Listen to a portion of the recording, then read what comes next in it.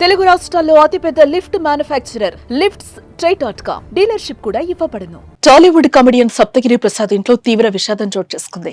సప్తగిరి తల్లి చిట్టెమ్మ కన్నుమూశారు. కొంతకాలంగా అనారోగ్యంతో బాధపడుతున్న ఆమె బెంగళూరులోని ఓ ప్రైవేట్ ఆసుపత్రిలో చికిత్స పొందుతూ మంగళవారం రాత్రి తుది శ్వాస విడిచారు. దీంతో సప్తగిరితో పాటు ఆయన ఫ్యామిలీ తీవ్ర దుఃఖంలో మునిగిపోయింది. తల్లి మరణాన్ని సప్తగిరి సోషల్ మీడియా ద్వారా తెలిపారు.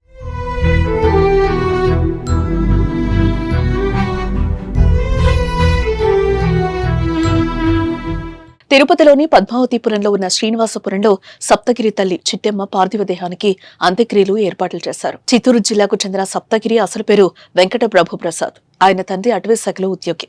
ఇక ఇంటర్ వరకు చదివిన తర్వాత ఎంసెట్ లో మంచి ర్యాంకు రాకపోవడంతో సినిమా రంగం వైపు అడుగులు వేశాడు. ఆయన కెరియర్ మొదట్లో శేఖర్ సూరి దగ్గర సహాయ దర్శకుడిగా వర్క్ చేశాడు. తర్వాత బొమ్మరిల్లు సినిమాకు సహాయ దర్శకుడిగా పనిచేస్తూనే చిన్న పాత్రలో నటించాడు. ఆ తర్వాత భాస్కర్ దర్శకత్వం వహించిన పరుగు సినిమాకు అసోసియేట్ డైరెక్టర్ గా చేరి ఆ సినిమాలో ఓ పాత్రలో నటించాడు.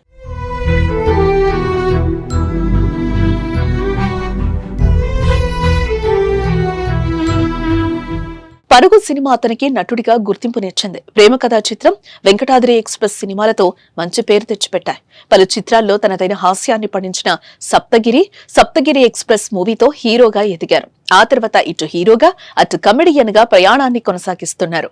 ఇటీవలే ఆయన హీరోగా నటించిన పెళ్లికాని ప్రసాద్ గా అభిమానులను ఆకట్టుకున్నాడు. సప్తగిరి తల్లి మరణ వార్త తెలిసిన వెంటనే సినీ రంగానికి చెందిన పలువురు సప్తగిరికి సానుభూతిని తెలుపుతున్నారు.